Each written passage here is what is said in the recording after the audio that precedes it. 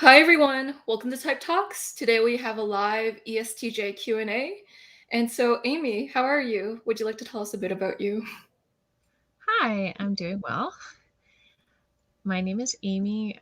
An I'm an ESTJ. I've been into type for about 6 years now and done a couple of these panels with Joyce, and they're always a lot of fun.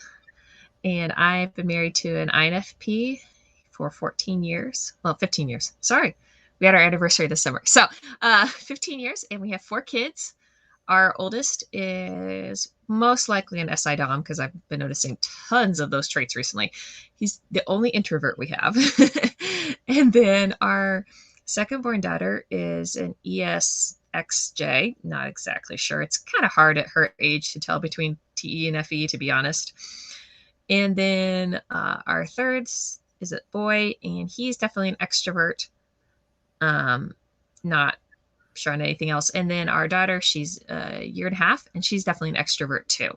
So when they tell you that the chances of figuring out whether you're an extrovert or an introvert from a baby stage is true, I really do think that is something that is abundantly obvious, even as infants. Well, maybe not so much as infants. I should say about 8 months on, 8 months to a year and a half. It's really actually pretty obvious whether or not they are uh, capable of really being by themselves, or if they're always wanting to be with other people, or if they're always observing everything around them. Like um, my third, everybody in nursery thought he was the quietest thing for forever. But I was like, no, he's just having fun watching everybody. Can you tell the way he's like just looking at everybody and taking it all in? And then you're surprised once he gets to the toddler room and starts suddenly running around and talking. Like, no, he actually talks a lot at home. He just was observing everything while he's at church. And my youngest daughter, she's a year and a half, she does the same thing at church. She's talks a lot, well, a little bit, but interacts with us a lot at home. But at church, she's just observing everything all the time and stone facing people, which is hilarious because she really doesn't know most of these people by now, but she still gives them her stone face look, which is just funny. That's really adorable. How did you know one of your children were an SI Dom? What are some of the clues to that? Okay. Yeah. Well, I've noticed recently that he enjoys things better on the second time around. And I was listening to the two typing interviews you did recently with the ESTJ and the ISTJ, and that was something both of them noticed, and I've noticed about. And but for him in particular, like we went to watch a new movie the other night, he really didn't enjoy it. Like you could tell, like he was, left the room once or twice, kind of came back, But once we finished the movie, then he's like, "Oh, I want to watch it again," and I'm like, could you not? And then I've noticed with other things, he does not like brand new experiences until he's, once he's done them, then he loves it. Then he's like totally excited to do it again. Also, he's the one that my kids will play by themselves on their own. Like I've taught them how to do that and left them alone, made them learn that skill. But he's the one that definitely like ruminates a lot, you know. And I think he is far more comfortable to prepare a plan ahead of time of what he's going to do than do it in post process. Like I vastly prefer to do it first and then I'll post process. I don't think he's that way. He does not, you try to get him to do things now and he likes to freeze on you. Just massive freeze syndrome. And I'm like, that's not, you know, not typical for an extrovert or the other types by any means. He's also, it's funny, there are certain sensory things he's much more aware of than others. He's very aware of books and he's very aware of TVs and screens and things like that.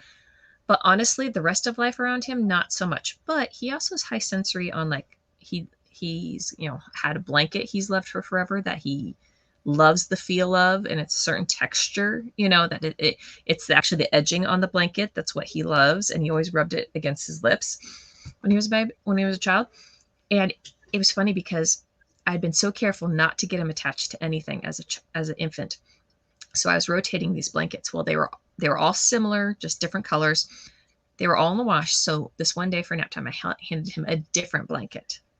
and it was a unique blanket. And all it took was one nap time, and he was totally attached to that thing. And that's always been his blanket ever since.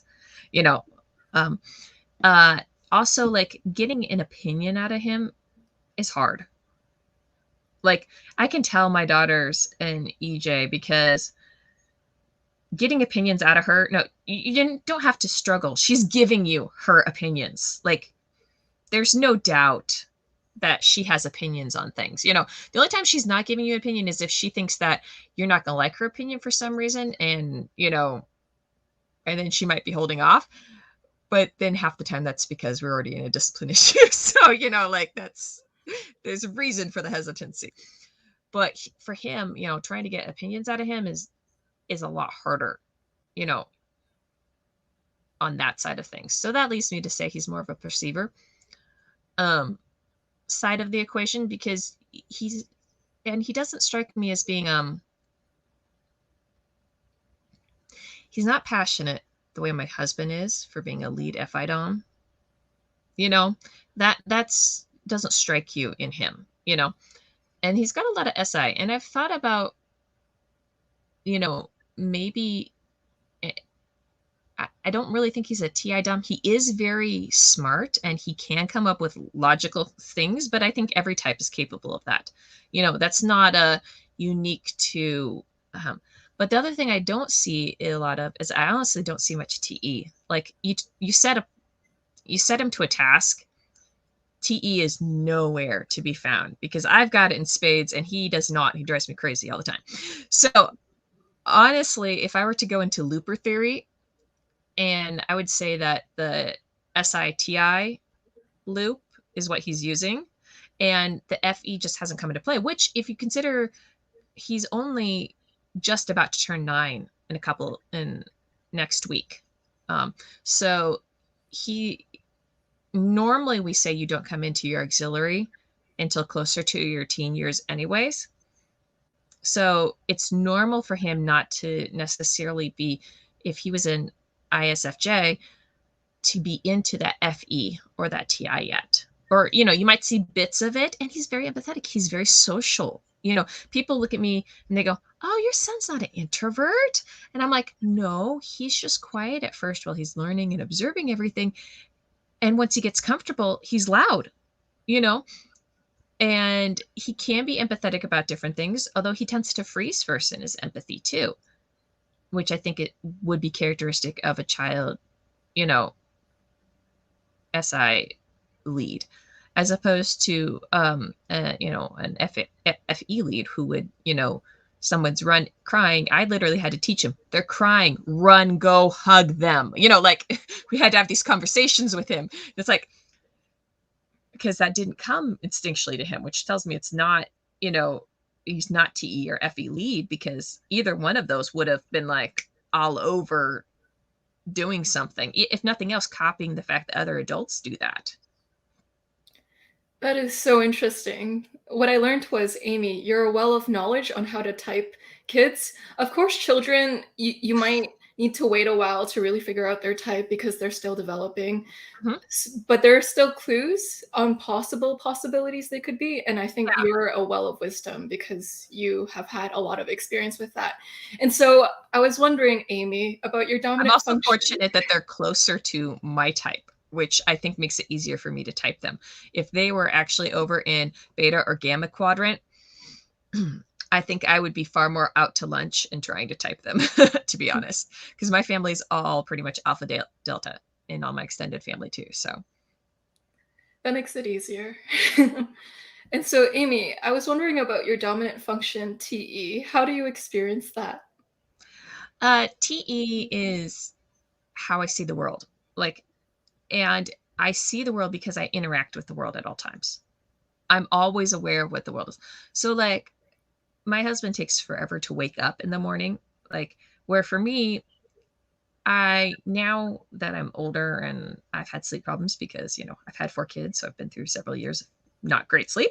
I don't sleep as deeply as I used to. But, growing up, it was always, I couldn't remember my dreams. I woke up, I sat up, and I was as energized for the day as I was going to be until the second I laid down, my head went to the pillow, and I conked out like that. And my daughter's that way too, which is also a different. My 3 younger ones fall asleep quickly, which is also a different personal opinion, that extroverts, if you get them to lay down and close their eyes, they fall asleep a lot faster than introverts do, because introverts go, oh yay, time to think. So but T has all of the world. And so I've noticed that, like, I've always been opinionated. I've always got an opinion on everything, a judgment call to make about everything there is. When it's time to do things, I don't want to feel like I'm wasting anything, which can mean either I've got a job to do and I don't want to waste my time doing the job and I want to get it done and I want to do a good job of it. But, efficiency, a lot of the keywords that they use, metrics, measuring metrics is another words they use, efficiency, and stuff like that. That all applies, but it also applies on the side of, I've noticed, of if I'm not working, I want to be not working. I don't want to think about, if I'm relaxing with friends or talking to my husband, it's almost hard for me to like wash dishes and talk to guests at the same time. Like that is a bit frustrating to me to try and do, because I just want to know you're here, you're my guest. I want to give you my full attention, and I can do it. I mean, there's nothing to say it would stop me, but because I will talk to them while I'm making dinner, but then making dinner is not an option. We're going to have dinner. I have to make dinner.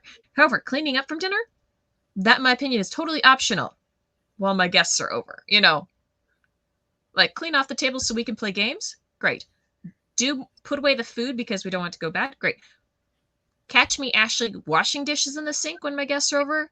Probably like almost never, because I'm going to put that off till a later time. And I'm going to do this thing now. Mm-hmm. Yeah, you mentioned strong opinions. Every sentence you say has a strong opinion in it too. I was like, that's a great example. Yes, Even when you talk about your kids, talk about anything. You know what? It's funny. I'm joining a New Year Bible study this next year, and it's supposed to start tomorrow morning. And I have a change in leader, and one of the things I have to call her and warn her is, I always have an opinion, so I'm never going to raise my hand, because I know that she's going to be asking questions, and there are going to be other people there, and I want other people to have a chance to talk and do something. But when she looks around the room and nobody has an answer yet, that's when she's welcome to call on me, because I will have something to say, so that, like, she doesn't have to like give the answers to questions that she doesn't, not sure on. So like but it's one of those, I have to warn people about that, because I got tired of being like, hey, you're the goody two shoes who knows everything about this, or, it's like, no, this is the way I deal with it now, is I just straight up tell the leader. In fact, I left a class once. It was a Sunday school class at our church, and it got uncomfortable because they were all introverts. I was the only one in the class who was always answering questions, and the teacher figured it out. He figured out how to answer questions, so he started calling on me all the time, even though I wasn't, volunteering information. He would call me all the time, and I'm like, I'm the only one that's answering in here. This is just not, wasn't fun, wasn't conducive. And I was just like, okay, like, then they end up forming another class that was actually had a bunch of people much closer in age, similar kids and stuff like that. So it was a much better fit in my new class. But I was like, but I really don't like being the only person with opinions in the room. Unless I'm teaching. Well, in which case, then yes. Please, can I be the only person with opinions in the room? Can y'all just shut up and listen? That's fantastic. Yeah. A lot of the FITE people I'll interview, something they'll say is, I have strong likes, I have strong dislikes, I'm rarely neutral about anything. Some of them, unless they're Enneagram 9s, then it makes it complicated. Yeah, I do have neutral topics, but usually I'll tell you. I think that's the difference with us, is it's neutral, but we're trying to tell you that's a neutral topic, and whether or not you believe us is kind of up to you. But, but we're not hiding the fact it's a neutral topic. I would say, with those on this axis, and those are particularly strong with TE. FI could see maybe hiding the fact they have a neutral opinion, Yeah. but TE, we're not hiding the fact we have a neutral opinion on something. We'll probably just tell you, like, hey, don't care at the moment. Whatever you want is fine. Mm-hmm. Mm-hmm. Interesting. And so what is your experience of SI auxiliary function, Amy? SI is my post-processing.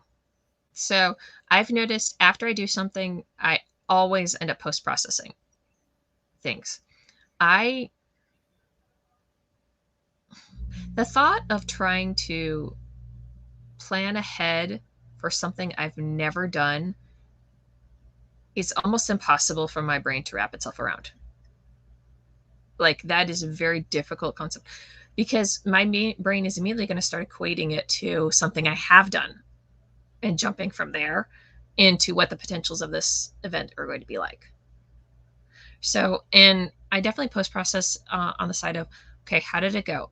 If it went great, then it goes in this was a great event. This is how it went. This is how I can replicate it. If it didn't go great, then it goes into the loop of, okay, was it something I did, said, yada? Was it something I can adjust for next time? Was it something I can't adjust? And so I just need to learn to, deal with it, because that's outside of my control. And then how long I spend on that really depends on how quickly the answers come and or how important the interaction was. Because the more visceral the interaction was, the more important it is to have a plan for next time. Mm-hmm. What's going Yeah. on. Mm-hmm. So SI really builds on its experiences. So if it's never experienced something before, it's like, well, how do I plan for this? I've never been through something comparable. I don't have a reference deck to deal with Mm-hmm. this. Yeah. Yeah. And it can be fast or slow depending on how much needs to change, how many times you've done it before, whether or not it's actually important to you on those levels, because uh, those are all variables that matter. And then also for me, I'm also one of those I talk in my brain stream of consciousness people. So like when I'm post processing, it literally sounds like a conversation going on where I'm talking through things. um Writing is kind of helpful only on the side of remembering the topic, not so much actually coming up with new things. It's only works as a memory aid. um And most of the time, writing for me is literally like bullet concepts, not actual conversations. I very rarely write out conversations that Mm. I want. Like, I could think of like a handful of times that I've actually written in sentence form different things, um, as far as that goes. Absolutely. Another component of SI is recipes and templates. So sometimes you'll see a way that something was done and it was really great. And Yeah, the component of repetition and sameness to SI. yeah. Like, on Sunday, we have a small college at our church. And so I was cooking lunch for the college. It gives them a chance to experience new different recipes and the church to help out so the college kids aren't stuck cooking for themselves so much, on a weekend. And one of the things we made was fruit pizza. And I'd never actually done the recipe before, which had actually left me kind of nervous. And we finished it and it turned out great, tasted fantastic. But afterwards I was like, in particular, there were a couple steps I was like, oh, if I did this again. I had baked, the cookie part on these great big, rectangular sheets, big ones. And but where the outside was really crispy, but the inside wasn't as crispy. So I was like, okay, next time definitely need to divide that into smaller sections on different pans to bake so they bake more evenly. And then, oh, I sliced the fruit, but I really didn't drain the fruit before I put it on there, and that would have helped not been so juicy on top, although the frosting kept the cookie from getting soggy, so that wasn't a problem. But then afterwards, after we had lunch, there were some leftovers, and they usually save them till Sunday night and hand them back out to the students. And I told the girl I was working with, I was like, you know what? This stuff, also my Eddie starts firing. This stuff would make a great trifle. Take it, dump it into a pan. I'd set out like Cool Whip and chocolate sauce and some strawberry drizzle to put on top. And I'm like, because the tub of Cool Whip we opened, I mean, obviously they couldn't save that for more than one other event. So I'm like, put the Cool Whip in there. There's some extra cookies back over on that there. Do you remember those? Toss those in there. Just layer this up, make it a trifle. Then tonight you could stick a spoon in it. You could serve, like give out servings of it tonight, and it'll all disappear. And she did that night. And then I was in there talking to some of the other students because they're friends of ours, and things like that. And they're like, so how did the trifle turn out? They're like, that was good too. And I was like, yes, all right. Yeah, and that's another element of SI. So you'll notice in Amy's speech pattern, it's very detailed chronological storytelling. So you'll tell the event, but it's also in the sequence in which it happened. And it's really wonderful for providing examples for everyone watching as well. And so, Amy, I'm wondering, how do you experience your tertiary function, extroverted intuition? Extroverted intuition is my brainstorming function. It really does work like that for me. I think I've told you this example before, but I'll use it again. You know how in writing class they had those, you start with one idea bubble and then you make other idea bubbles going off it. And then you make more idea bubbles going off. Okay. So think of it that, go 3D, add squirrels, and that's what NE is. Which usually my response to that is NI users look at me in horror, usually, when I say that, because they're like, word bubbles, okay, get it bigger. 3D, and they're kind of going like this. And then when I say add squirrels, then they're like, and I'm out. Like, they're like, I'm done. But everybody who uses NE is like, oh yeah, that's how that works. Like, and the results of NE for me are always idea generating on a specific topic. That's one of the things I've noticed about mine. If you were to compare me to an NE Dom, Heidi and I were once talking in Preep, and she said that ECJs make better brainstormers for businesses and for particular topics because we like to stay on topic. Like, we'll brainstorm all the variations within this, concept, and we'll pull in other ideas that nobody else has. Like, we were doing things the other night, and I don't remember what it was, but I kind of, we were rearranging our house.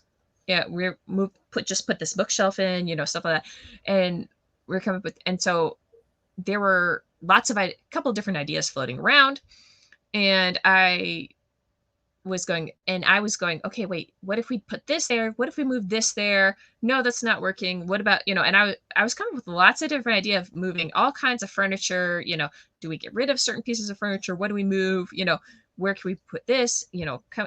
But it was all going to stay within the realm of furniture. Like, jumping from furniture off into metaphysics wasn't going to happen.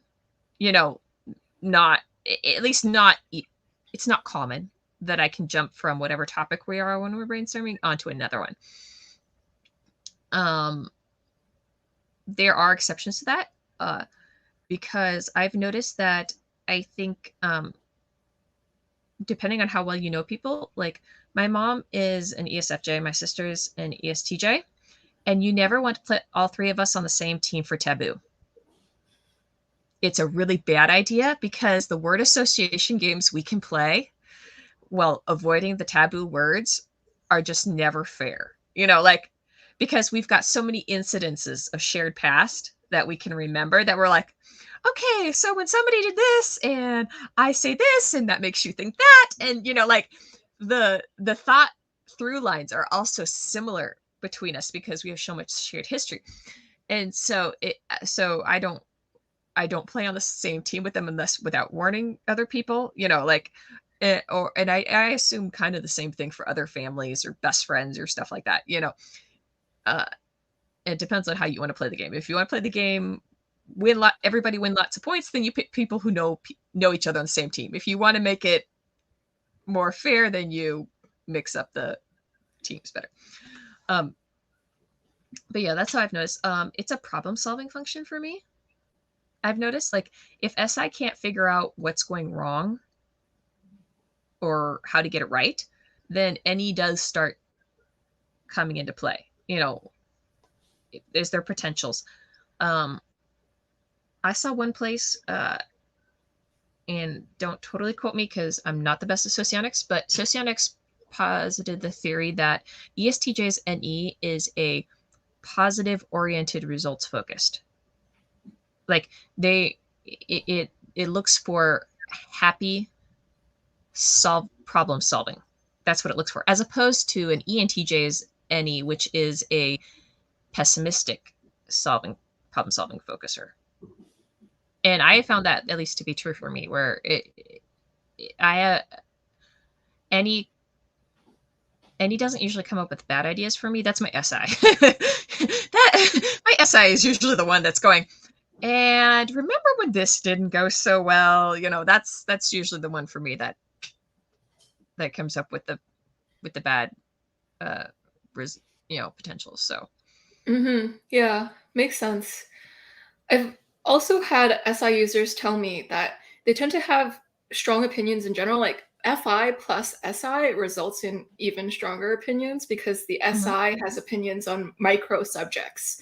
So mhm. it's like these specific subjects I have strong opinions on. Whereas NI is more likely to be more generally focused and be less passionate about attacking like really micro topics that SI would get individually passionate about.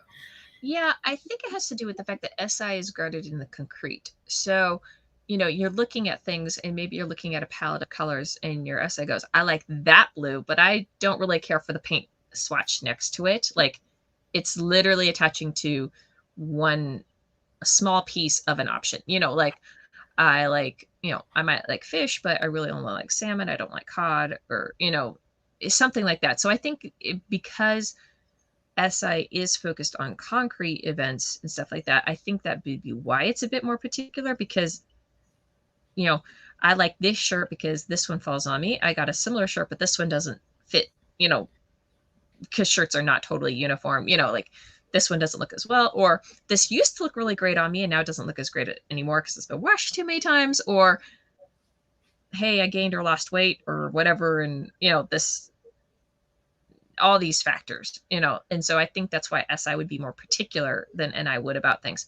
Where, but um, where I think I've noticed with NI users, I think they are far more particular when it comes to their metaphysical concepts than SI users are. Uh-huh. Um, uh, they're not. Some of them are more eloquent than others about how they say it, but you just get the feeling when talking to them or reading what they're posting, that they're very nuanced in what they're trying to do, and stuff like that. And I can appreciate the nuance, and sometimes I look at it and go, okay, this is like way overthinking it, like, there's just too much going on here. And I think maybe that's because for an SI user, the nuance function, or at least for an ESTJ, the nuance function is our FI. So when NI users are being super nuanced about things, I'm just like, dude, I cannot handle another nuance function. I got one. It's got me loaded up to here. Dealing with your nuanced NI is just not like my bandwidth was not great as it was, mostly taken up, and like please do not back me into a corner on something with NI, because it's you'll probably either get I'm gonna fight back, or I'll be just like, okay, whatever, your show, you get to make the rules, you know eh, type reaction. Yeah, yeah. I've had friends in the community call it "essing out," so it's like I'm essing out of this conversation, or yeah. So Amy, I was wondering about your aspirational function, introverted feeling. How do you experience that? Introverted feeling is the opinions I can't define. always. Sometimes I can define, but a lot of times it's they I've described before as the ones that aren't necessarily logical. On the side of it, they do make logical sense that I would prefer my husband to other men. That kind of has a logic to it, but not necessarily the formal logic, like of other places. Or, why do I like that color? It's because I like it, like, and sometimes I can have reasons for it. Sometimes it looks good, or it's just like, no, that's just the color and the shades I like. And also, but phi runs, I've noticed, for me, doesn't necessarily get attached to too many things, but when it does get to attach to something, it runs very deep, and it's in what it's attached to. Um, uh, I know some people say that immature phi can lash out. I think I'm old enough now that that's not really the case. Like, you could attack my phi, and I'm just gonna go, hey, whatever, you're a moron, whatever. Like, I don't have to justify this to you. I think learning not to justify your FI is a good trait to have. um, so you're not doing that. But yeah, I would say doesn't latch on to a ton of things, but when it does latch on really strongly. Mm-hmm. And I would say also that I think my FI, because I follow in a similar culture to the one I was raised in, and I have a similar belief style to the one I was raised in, that has allowed my FI to feel still fairly grounded. It never had to go through a rebellious phase necessarily, the way a lot of people do, in order to find what's comfortable for them. So I think that does play a difference, for me, as to how it works. And so, yeah, there are a lot of things that other people look at me and go, okay, that doesn't make sense. And I'm just like, hey, I've lived with this my whole life. This is just a part of who I am, and I really don't worry about it or sweat it. Like, I just accept it and I move on. And, this is just what it is. And not to say that, somebody asked to, I think it was INTP, done a bunch of interviews with personality hacker Christian asked on Facebook a while ago, do you parent the way your parents parent you? He asked a poll, do you parent the way your parents parented you? I think I was the only yes vote, to be honest, on there. I think everybody else said no. And I said yes, but not that I don't change things about the way I was raised. Like, I do, and my parents are okay with the way I've changed things. Like, because there are things you learn, and we're also parenting for a different culture in general than the one I was raised in, and so there are practical differences as well as philosophical differences there. But it's not something that feels like an extreme break in tradition that a lot of other people have had to deal with their FI. I've not had to deal with that, if that makes sense either. So it feels pretty stable, I guess, for me, So. Yeah, that's beautiful. And so the first question is, hi, Amy, how was it like when you clarified your type? What about being a TE Dom made sense to you, if you can still remember? All right. I think I may have taken the first, couple tests, 10, 13, whatever years ago. But though, and they probably landed on ESTJ or ESFJ, one of those two. But I really didn't spend a lot of time with it until I found Heidi Preeb's article after we'd done a workshop for work, and a lady came in, explained just dichotomous Myers-Briggs. And I came down as an ESTJ, but I really wasn't totally happy with the descriptions that she used. And so I went looking for information, and I found Heidi's article on describing cognitive functions. And then I was like, and when I read them, I was like, oh, wait, this makes total sense. Like, that is the way I do this. And I think what was missing from the prior description was just the actual cognitive description differences in there, as opposed, she just left it at, just the basic T things, the basic S things, the basic, not describing how TE works, not describing how SI works, and that was like, oh, this makes more sense. And so it made me relaxed and very happy. And of course I was excited. So I showed it to my husband, and he had always scored somewhere in the INP, F or T would just depend on the test. And so we're looking at me, he goes, oh no, I am an INFP. And I'm looking at this description, and I'm like, yes, you are, definitely. And then the nice thing about it was, I knew these things about him, but I didn't have terms for them. I didn't have terms for describing myself, which I think is, honestly, if you want to get an ESTJ into this stuff, you need to give them the terms, give them words and definitions to use, because that's what we latch onto. That's how we function. We don't function well in nondescripts. And the vagueness vague is hard for us to deal with. It really is, so finding a good descriptions, finding definitions, other words besides just, TE was great, finding SI was great, but, learning other things about it was like, oh, okay. More than just sometimes one word, just using the word efficiency really isn't enough, learning managing metrics, or work hard, play hard. There's lots of different things that can make sense about it, and learning those things and how they play into it are really how you can get somebody like me more interested in it.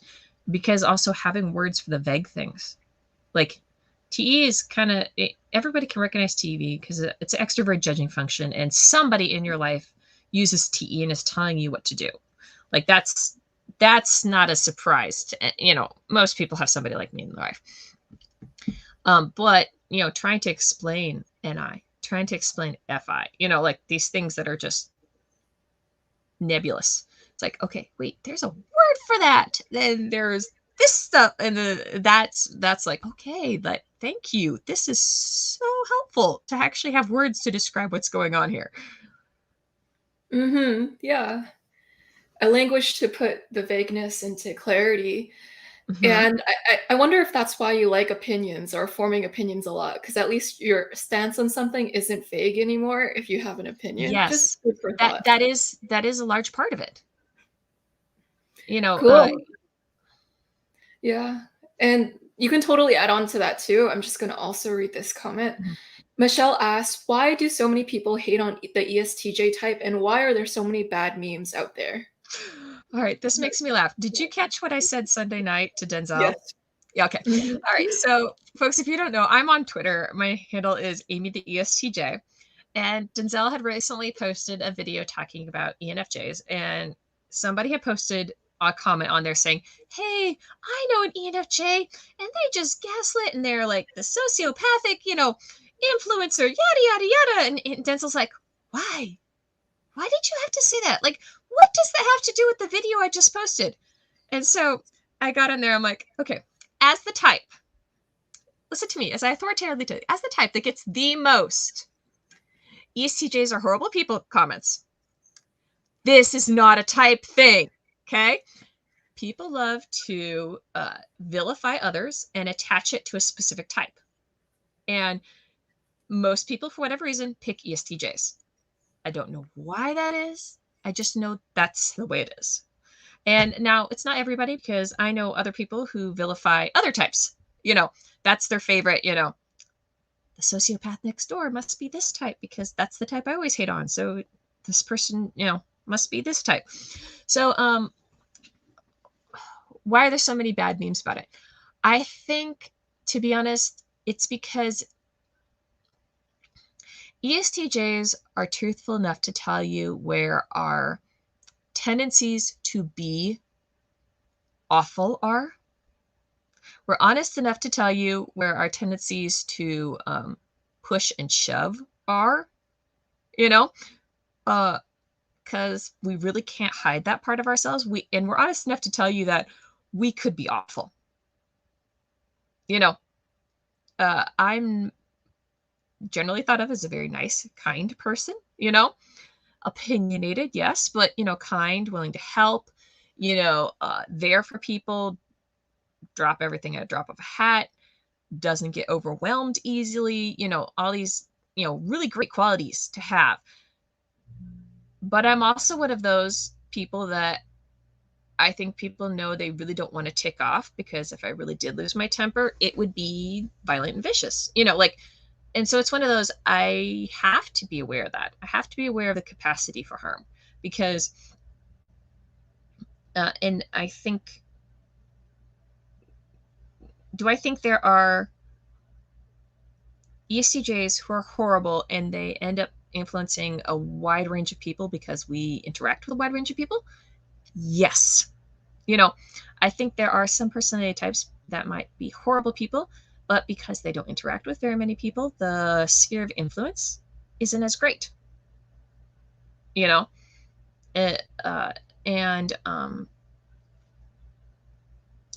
think of some of the really quiet, reclusive types. If they're awful people, how many people are really going to know that that's an awful person? Sorry, ESTJs live life on the loud side, and it's going to show up in, if you have a horrible person who happens to be an ESTJ, it's going to show up on that out there, affecting a lot of people. Mm-hmm. I also think that, unfortunately,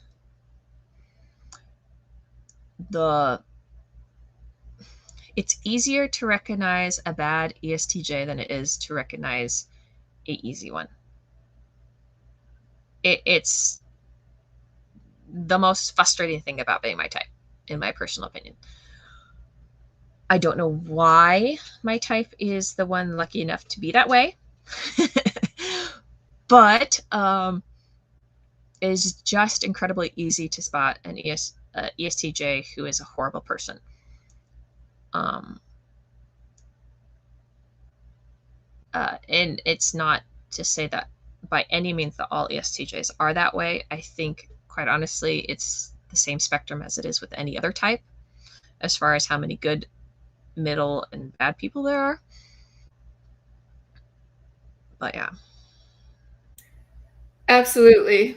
It's harder to type a healthy ESTJ, which is a lot of them, but it's easy to type an unhealthy ESTJ, because it's easy to spot the drill sergeant quality of it sometimes when it's overused by certain people. Yeah. But yeah, that's not a lot of ESTJs. So. No, because if you've got somebody that's sweet, like, who can control their temper and has learned enough social consciousness to use please and thank you correctly and other things, they may come off as an ESFJ.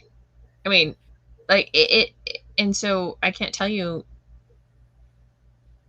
Yeah, now I know enough about it that I could spot the difference between an ESTJ and an ESFJ that are both nice, kind, and polite and always there for you. But, prior to actually learning about type, I would have had a hard time differentiating the two. That would have been a difficult thing to do. Mm-hmm. Yeah. Especially with females, because people have a bias towards typing females as feelers, even if they're thinking type females. Well, or there's I actually loved your panel when you had the INTPs on, and they pointed out that it's not necessarily that the true percentage of females has to be like 70% are females, but the cultural expectation that we have on females of behaving in this manner means all females are going to tend to learn some of these traits, even if it's not natural, because it's just a self-defense mechanism to learn these things. And so if you learn them well enough and you and stuff like that, you may find it yourself thought of that way. Absolutely, yeah. And so the next question is, what are 5 things you can add more you wish the type community knew more about your type instead of the bad stereotypes? Okay, instead of the bad stereotypes, things I wish you knew about us.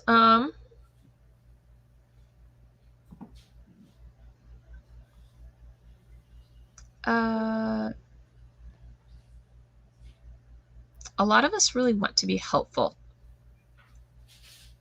You know, we help by either leading or we help by doing. Um,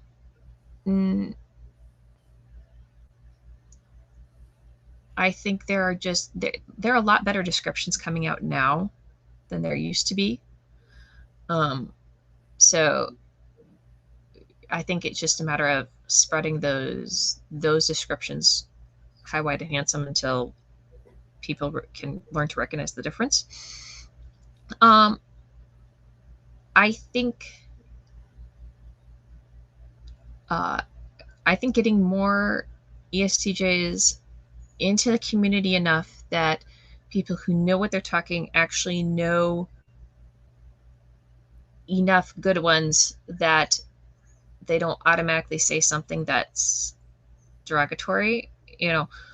People who, like you, who have typed, hundreds of people and, meet enough different types with the correct typings attached to them, they always find themselves unable to stop and say, hey, this type is, and give a very rushed judgmental opinion. It's very hard for somebody to do that. And so I think some of it's just a matter of exposure, just exposing people to more of them. I think Daria Nardi has some great descriptions of holistic versus analytical TE. And I think most people are used to analytical TE descriptions, not the holistic ones. Because holistic TE looks a lot more like FE. I'm a holistic TE user, and so that, on top of being a female, puts me a whole lot closer to an ESFJ, but I'm not. I am not an ESFJ by any means, but it takes more discerning to be able to tell the difference between that. As it is, so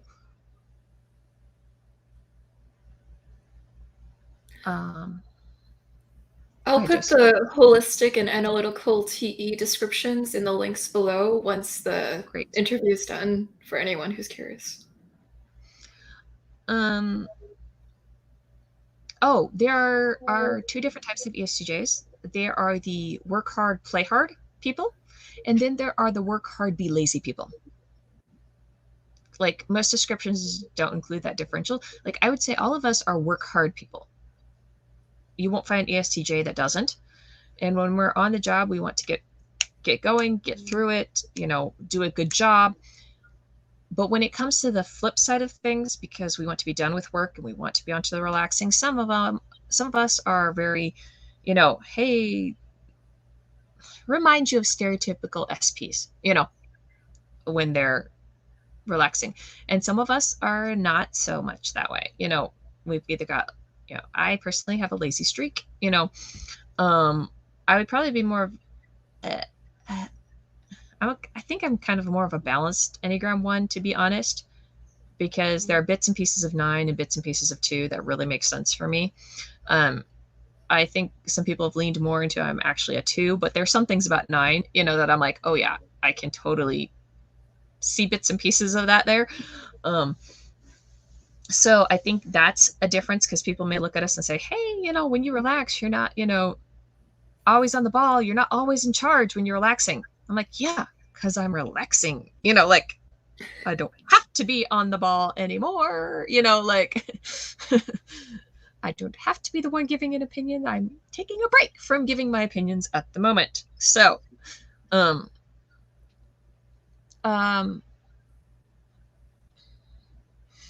I think when they describe us as middle managers, it's a lot more nuanced than that. I think it depends on the ESTJ whether you like to lead or whether you like to follow.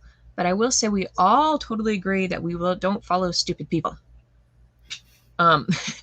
You better know what you're doing if we're going to follow you, unless we are stuck in a position of there's absolutely nothing we can do about the fact you're the boss. Think a true military hierarchy. Think, they own the company and you really don't have, yeah, you can go get a different job, but is it really worth your time and effort to go get a different job, at this point? And things like that. So,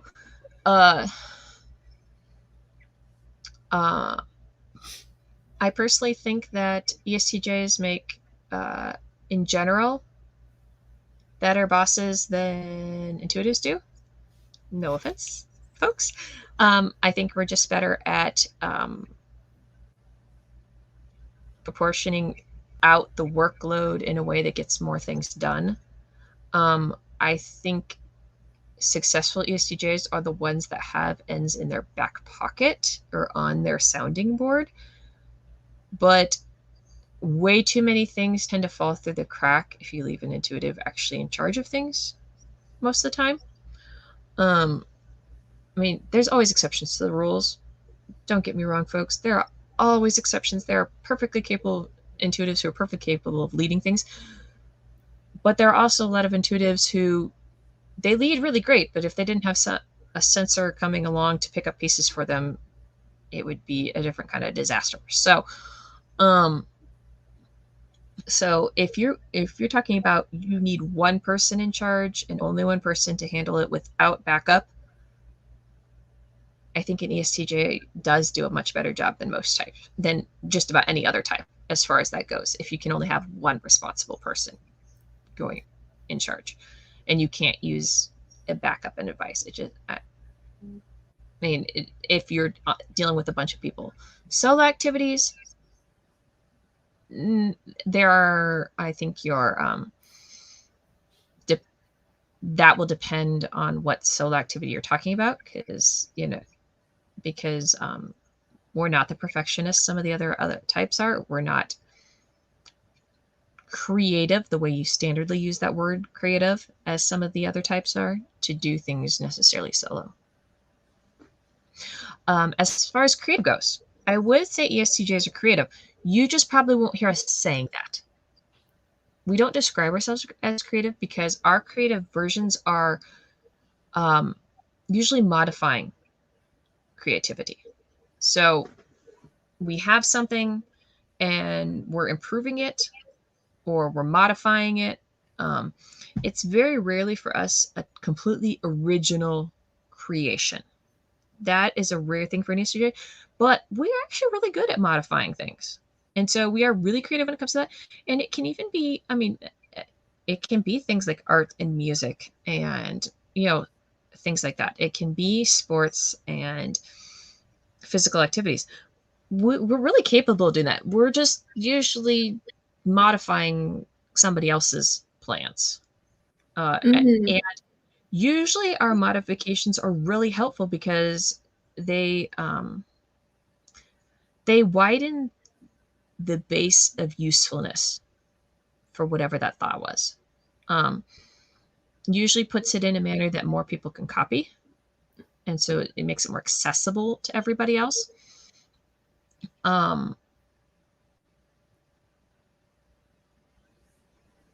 Yeah, that's a really good point. And that's a good differentiator between SJs and NPs.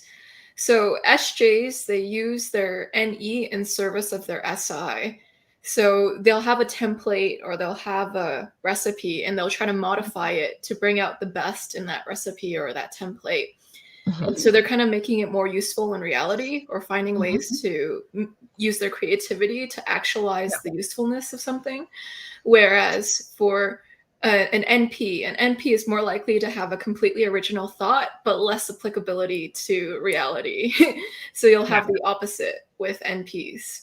Well, yeah, but I even see it with like SPs. You know, they are really fabulous at something. Like, you know, say they're, you know, an artisan of some kind, whether it's a, you know, arts, you know, music, stuff like that, or if it's a craftsman, as in like, you know, woodworking or, you know, something else like that. Uh, ESTJs are really good at coming along afterwards and going, oh, that's how that works. You know, I can copy that.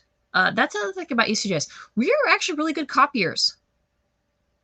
You know, if you give us a demonstration, we can likely copy it, which I find personally is a bit of a flaw as a parent. Is uh, we make egg bagel sandwiches for my husband. Has had them for years. Now my kids want them as they're going out the door.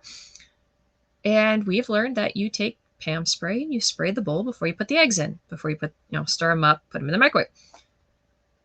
My son is in 3rd grade. We've made him egg bagel sandwiches since kindergarten. He's not like, he still forgets to spray the bowl with the Pam spray before putting the eggs in and stirring. And I'm looking at him going, dude, how many times have we done this? It's the same steps every day.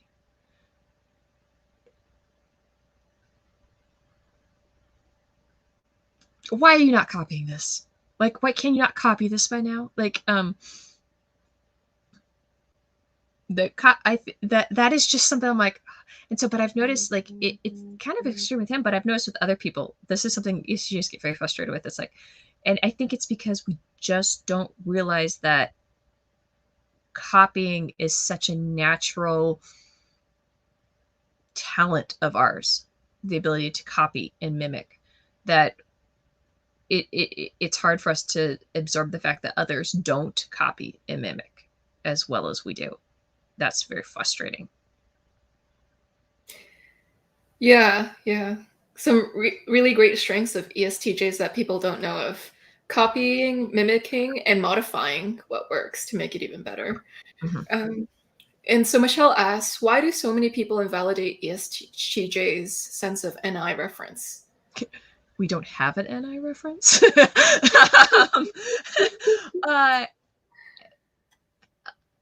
I know NI DOMs probably don't like my description of how NI works.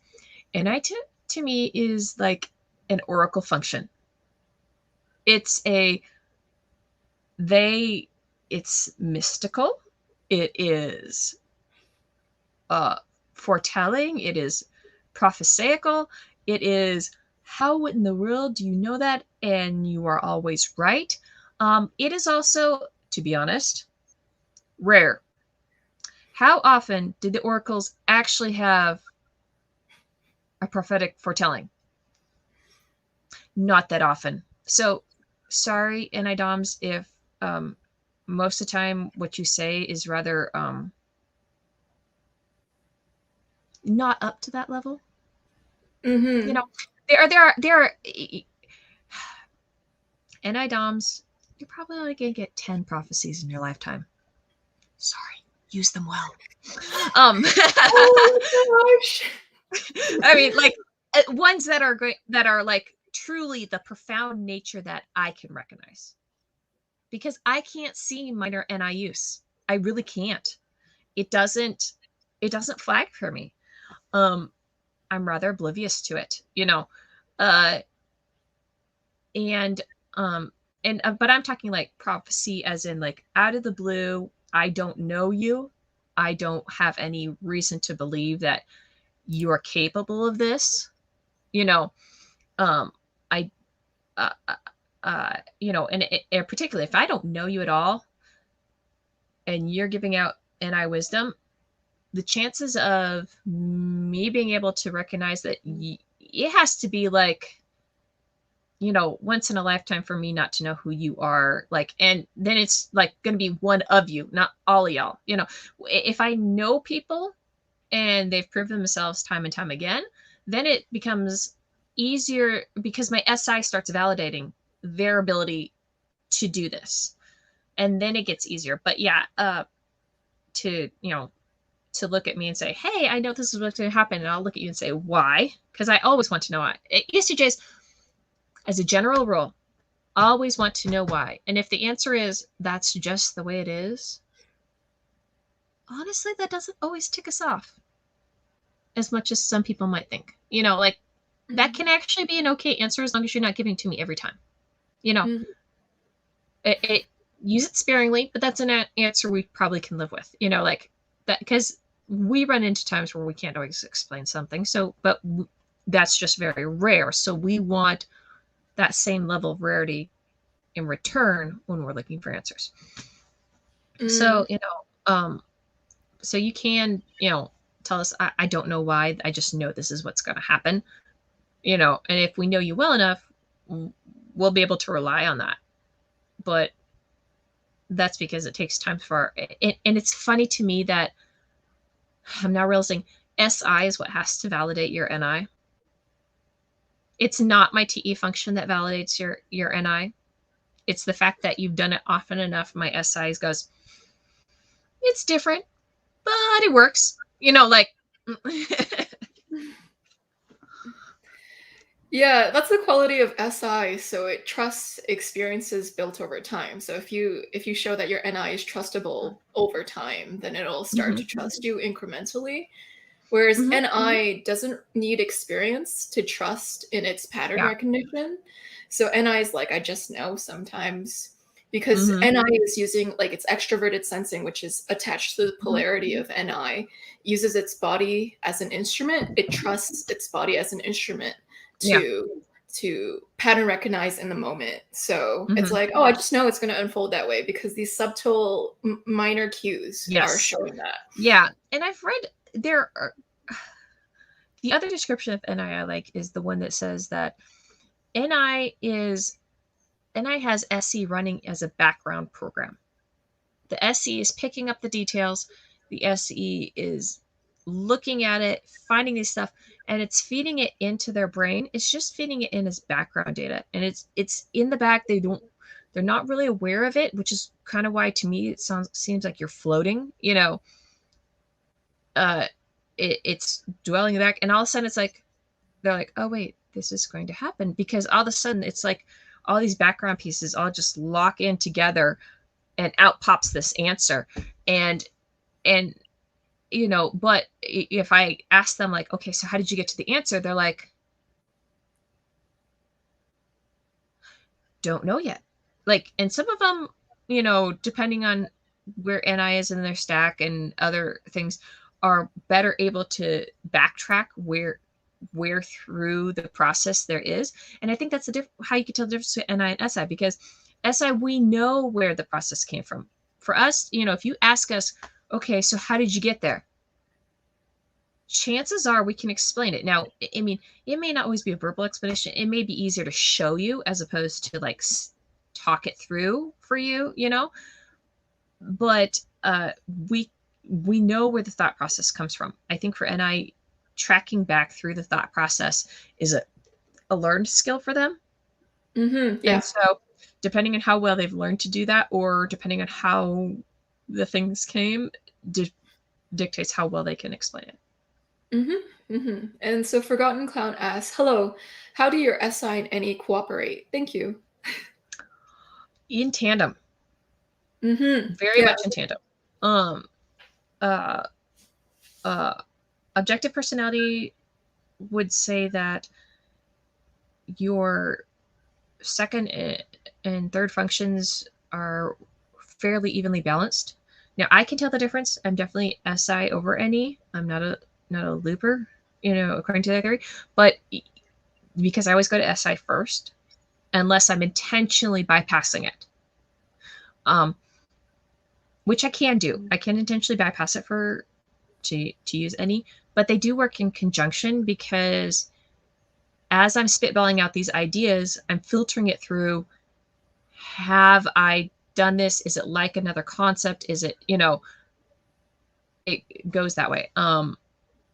I think NE didn't show up until I was older, like I had SI through high school and college.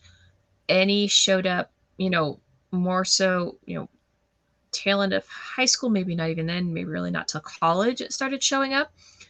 And then it got boosted because I was dating my INFP husband at the time. And, he's got a lot more NE. So, like, there was, and college is also just a great time to explore new thought processes and things like that, So, if you didn't do that in high school yet. So,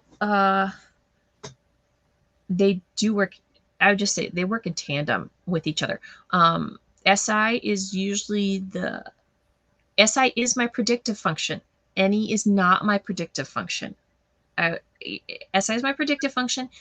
SI is slightly more pessimistic, I would say, than optimistic for me. And NE is very optimistic and idea generating. And NE is not insulted if it doesn't work out. Like, if NE throws out the idea and it gets killed, and he's like, all right, next idea. SI comes up with a pattern and it doesn't work out, I am disappointed. Mm-hmm. Like that is frustrating to me if SI comes up with a pattern and it doesn't work. That is really hard for me to handle. Where if NE gets shut down,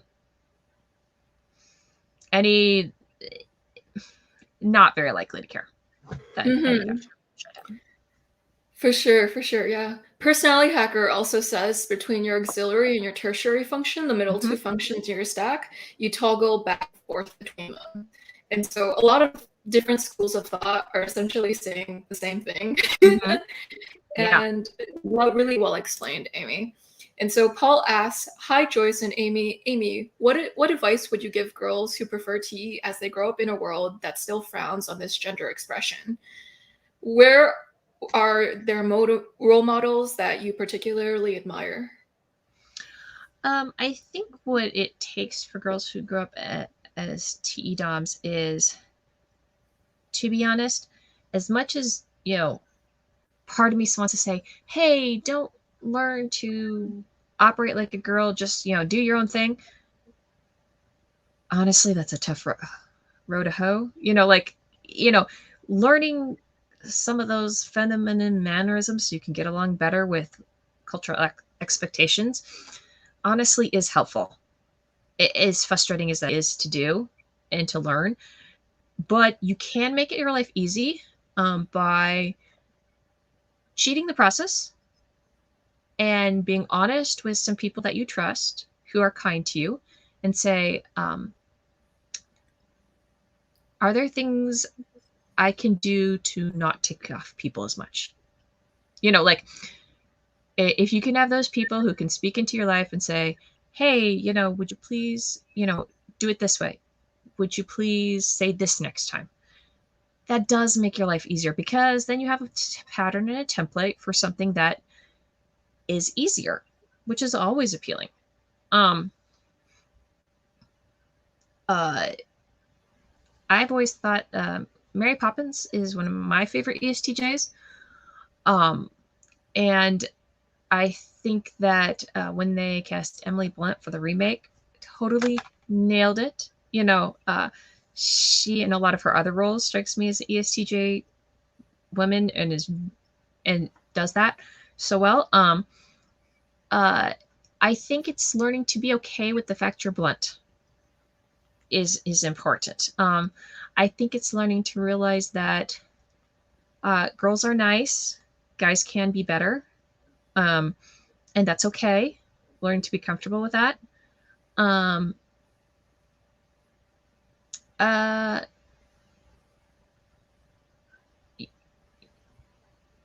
I think it's important to learn your skills and learn to recognize what your skills are so that you're okay with using them. It's okay to lean into your skills as a TE girl because there are areas that people don't realize you need. And it's also okay to, if you happen to have an area where it is not stereotypically ESTJ, to indulge in that. Because quite frankly, it's going to make you relatable to a lot of the other girls. And it'll probably, you can find some people, some girls who, you know, have that same passion area as you do, and then it's easier to deal with that. I don't know that the world totally frowns on this as a gender expression, though, I would say anymore. I think the world is becoming far more okay with an ESTJ girl. Only because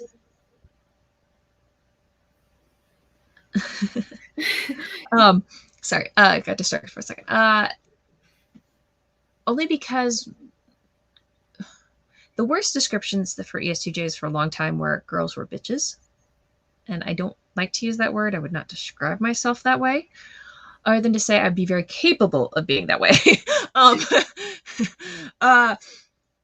But our world has become more okay with the subtler facets of what all that entails. So I would say that there is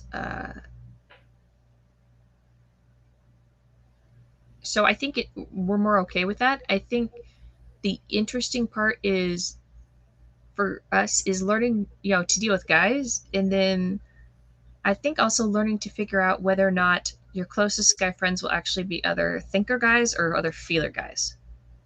I think that becomes a very interesting thing you have to learn to explore and learn the difference on, because it's two different kinds of symbiosis going on there, and you may find one appeals more than the other. So, especially if you're picking like a boyfriend or something like that. So, yeah, that's really good advice. And so Michelle asks about your denomination. You don't have to answer if it's too personal. Actually, I would say, I mean, it's funny.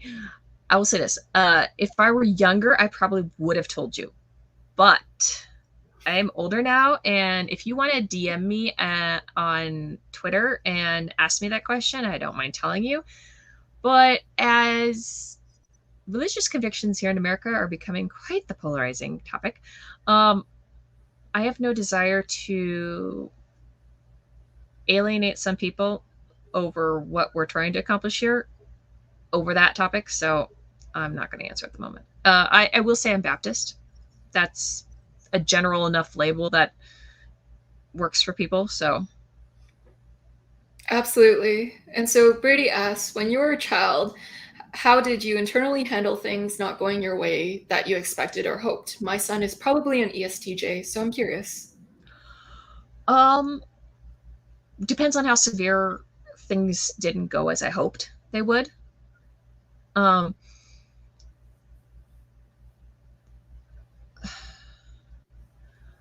don't know that there's too many times I was terribly disappointed. I think ESTJs can manage our expectations better than some types can. We're not as likely to roller coaster, experience the highest of highs, the lowest of lows, I think. So, and then I think when something didn't happen the way I wanted to, it just was a matter of going back and post-processing it. The other factor in post-processing I didn't mention was, how likely do I think this event is going to happen again? Frequently timed event, definitely, post-processing. An event that's not really going to happen again, chances of me dwelling on it very long are not great if it's not interesting for another reason. So, I think, ESTJs learn to manage our expectations, and also ESTJs tend to be, I think we're given more leeway to handle things ourselves at a younger age, especially if you're like the oldest.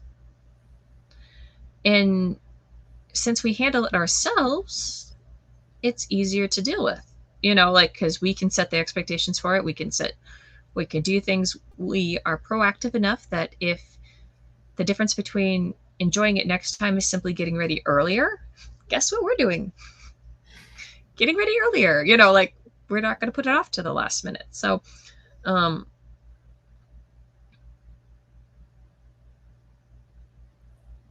yeah. Yeah, that's really well put. And the next question is, what aspect about typology got you hooked and made you dwell on it enough for you to use it for your family and daily life? Learning the descriptions of myself was helpful, or I should say cognitive function descriptions of myself was helpful. But honestly, finding the descriptions of my husband was what was the hook. INFP males, they say, are not very common in the real life.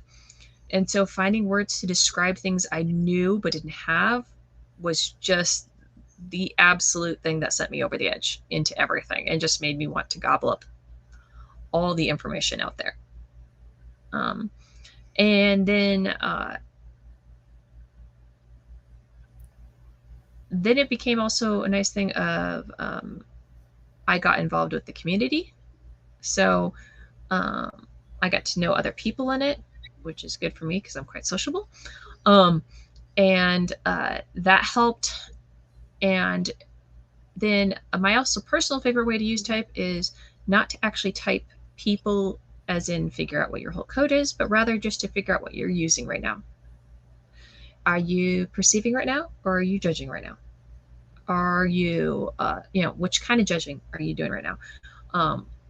Do I need to leave you alone because you're introverting at the moment? Do I need to, because this is something that, like, if you're extroverting, we're just going to bounce back and forth. Not a problem. Like, thoughts, talking, actions, we're just going to keep going. What I have to watch out for as ESTJ is the ability to give other people time to think, whether it's to make a choice or to learn. That's very hard for me to do. So what it has helped me with is learning to give that time to other people when they need the time to come up with things, to come up with answers or learn, and waiting for that, light bulb to go on for them and stuff like that. That's been very helpful for me. And then I like to say that it was about 2.5 weeks ago, somebody asked me, because I was talking to somebody who really didn't know much about type. They said, well, I describe myself as an ambivert. And I went, and so we got into, well, if you're going to go that route, everybody's an ambivert. So you're either, extrovert or introvert. And we really mostly stayed around that side of the topic, not so much into sensors or intuitives or thinkers or feelers or stuff like that. And it was a really great discussion. I enjoyed it. But he asked me at the end, he goes, so can you use this to, like, manipulate people? And I went, actually, no. It's really awful for trying to manipulate people. It doesn't work well. It really doesn't. Yeah, Joanna, it was either Joanna or Megan recently on Twitter who had something to that effect. I think it was Megan talking about philosophy. And she was saying, trying to use type to impress people about your philosophical opinions really doesn't work well. Type is a justifier. And I said, yeah, the only thing it does help with is if I can figure out what you're using right now, then I can talk to you in the way that works for you. That doesn't change my arguments necessarily, other than I might use different ones, it doesn't change my philosophy, but it's more like, talking the way that makes sense to you, so that we're not going round robin, like going around in circles. It's the ability to use words and phrases that appeal to you, and they don't really change my stance. They're just words that make sense to you, that you understand, so that we're not sitting here defining terms the whole time with it. So that's where it's helpful for me. I like the fact that I can notice. It's so much easier to notice patterns now, with having more information. There are Mm. certain patterns it's just so much easier to notice. It's like, oh yeah, like that's what that is. Like all those observations about my son that I said at the beginning, a lot of those were recent. And they were observations that came because I was listening to Joyce's interviews where she was typing an ISTJ and an ESTJ. Like, and I was having these thoughts as we're going through it because I'm like, oh yeah, this person's like they're saying things and my brain's clicking off going, yeah, I'm that way. Yeah, I'm that way. Okay, the ICJ, that's close, not quite, but yeah, like I'm doing this stuff. And then it comes back around to later. And I'm like, oh wait, Joseph's doing that stuff. Like, oh, I'm like, the pattern is clearer for me now with using it, which is what I like. That's awesome. Yeah. Type is good for clarifying patterns you've seen around, but didn't have the exact terminology to really hone in on what it Yeah, like it's not always to terminology. Sometimes it's like you don't recognize it because you've never paid attention to it before. Now I pay attention to it, and it's like, oh, okay. Mm-hmm. Yeah. Mm, my ESTP brother, if he learned about type, I think it would be really helpful for him because he doesn't realize why people around him are so slow all the time because he does things really fast. He Mm-hmm. just sees everyone as making excuses for themselves. And so when you Oh, have type, speak to the choir. Speak to the choir. yeah, so when you learn about type, you realize that you can pay attention to little quirks that people do and you don't like Mm-hmm. kind of demonize them or villainize them for being different than how you are like. And that like Well, sometimes, but you do. It has the potential for you to be more compassionate. It has the potential for you to be better. That's the good thing. You can learn to recognize, and you can learn to recognize other people's gifts. Maybe you never, you know, maybe before you've never recognized that this type has a particular gift for this, and then you realize, oh, well, yeah, they stink at doing this that I'm good at because they are good at this other thing. that is too true. Too true. Yeah. Use type to celebrate everyone and not to like use it in a harmful way. Mhm. Well, Yeah. yeah, and sometimes it's even helpful on the side of, you know, I don't want to be mean when I say that NI users are going to have very few out of the blue predictions that are going to work for us. But um but that doesn't mean just because they only have a few that we aren't going to take care of them. Hmm. Like you don't have to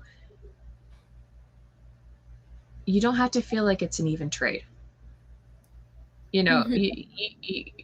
you learn to realize as an ESTJ that there are rare happenstances and you want to take care of the people enough so that in those rare happenstances they're there for you, even if they're not necessarily the people that,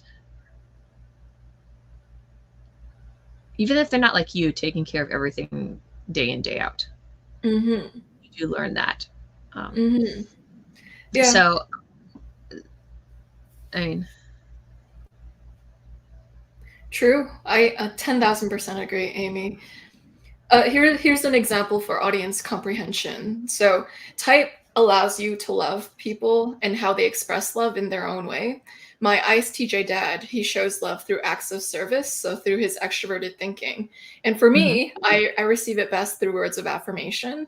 And so mhm. he's never really provided that. But I learned That's that always been that's the correlation example I used, is that one. So I wasn't sure how much, if how familiar people are with that. But yeah, that's the, you know, or if somebody's literally speaking a different language, you know, talking at them in English isn't going to help much. It works much better if I can learn their language and speak to them in their own, way of thinking. So, Mhm. Mhm. Absolutely. And so Paul Matson asks, do you have a particular person that you really like to debate with or argue with? My ESTJ and our ISTJ friend can go for what seems like hours. It's like watching verbal tennis. yeah. Well, his wife is lovely, and uh, uh, and people I can go for hours with are not particular types, but the way they handle dealing with things. Like,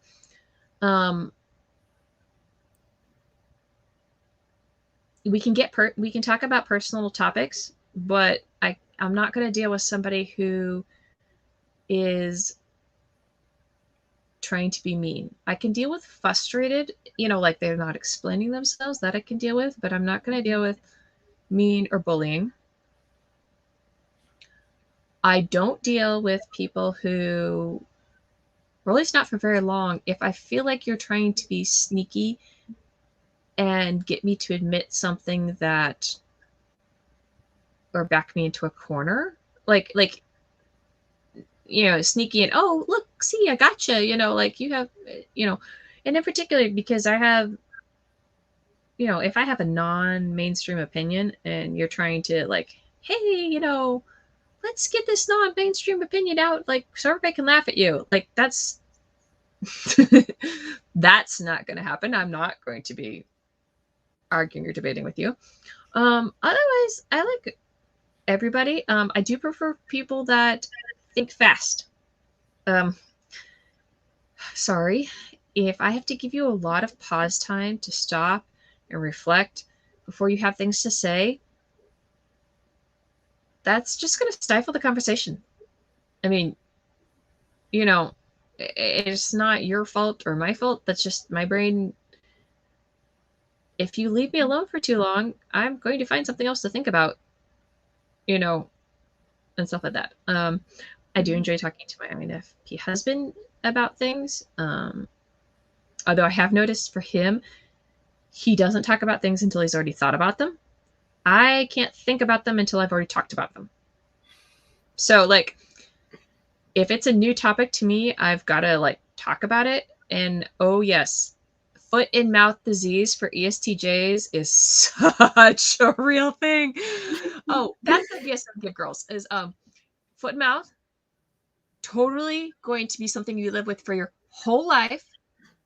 So find people that aren't going to judge you for the fact that you say stuff that sounds absolutely horrid as soon as it hits your own ears. Or, you say it and then it takes you a minute to realize, yeah, no, that's not the path you want. Like, you got to have people that are going to, like, give you time and then not, like, hold you to the first thing you said at the beginning of the conversation, but rather hold you to what you said at the end of the conversation. Yeah. Mm-hmm. But that's just for all ESTJs. But, so I love people that are willing to talk with me through a conversation. Because, yeah, it's verbal tennis is totally the way to go. Like, and I don't mind it. Yeah, like, I don't mind if you have a very strong opinion. I don't mind if you're trying to convince me of your strong opinion, as long as you're not mean. Mm. As long as you're not, like, yeah, I don't want to say attacking, because I would use I attack, when I'm debating, like, that's not like, well, it is, because I'm trying to push and I'm trying to shove, because I'm trying to get through to you, because we're pushy, like, that's just what we do, like, and so I don't mind if you push back, or you, in a sense, you attack back. I just don't want you to be mean about it. Mm-hmm. Personal attacks, name calling, insults, that kind of stuff. Not cool. That's not going to work for me. Mm-hmm. Yeah. Amy talked about foot and mouth disease. And so this is a term coined for people who use TE and NE, and like they say things accidentally and it sounds really harsh or like wow. But it could apply for any extrovert too, because typically extroverts, they think out loud. It's a trait of them, but it's more likely for someone with TE and especially NE to talk out their opinion. Yeah. A lot of times, if I don't know what my opinion is, if I start talking through it, I can find it. Mm-hmm. Absolutely, absolutely. And so Michelle says, I'm an extreme truth teller. My sister hates it. Are ESTJs extremely truthful? Mhm. So all thinker dominant types are known to be the most harsh truth tellery. So even like TE DOMs and TI DOMs who are not in touch with their FE will have a very strong truth telling bent, or even people who are relying on their thinking function at that moment will have like a very blunt, harsh, I think straightforward. it's more ESTJs are blunt. I don't know that we're necessarily truthful. I think we're blunt. Okay. Because I think it is easy for us to, when we're being blunt, to also not be honest. You know, like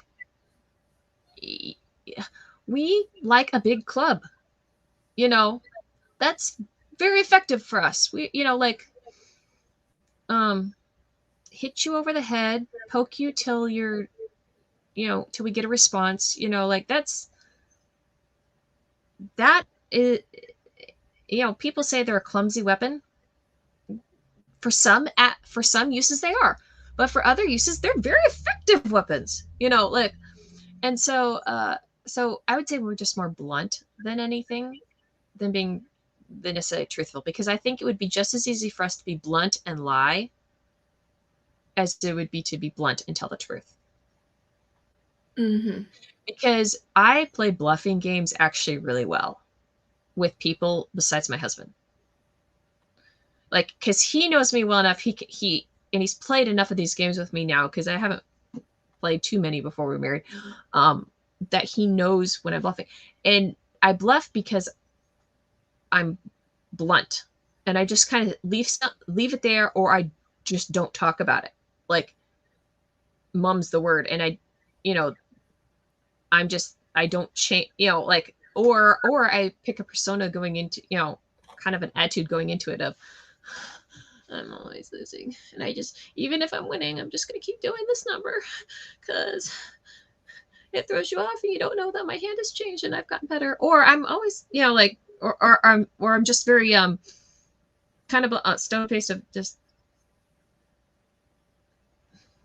keep asking. I'm not, like, I'm playing by the rules of the game, but I'm not telling you, like, a lot of it, like, one of my favorite ones is I just do everything, like, if I'm bluffing games, I do a lot of things offhand. I play the whole game offhand. Like, like, I could have figured it out. I could be doing the happy little joy dance inside my head, but I'm just going to stay right here, you know, and I am lying through my teeth, about it. But I found that to be a very effective, like, strategy. So yeah, no, I would say, we can tell the truth, but I would say we also can lie. I think it's just more the way we do it than anything Hmm. else. I think we don't hedge. We have a tendency to be very blunt. So we're either going to bluntly lie or bluntly tell the truth. So, and I think that blunt lying side of things is probably where a lot of those ESTJ memes probably come from, now that I think about it. That's beautifully put.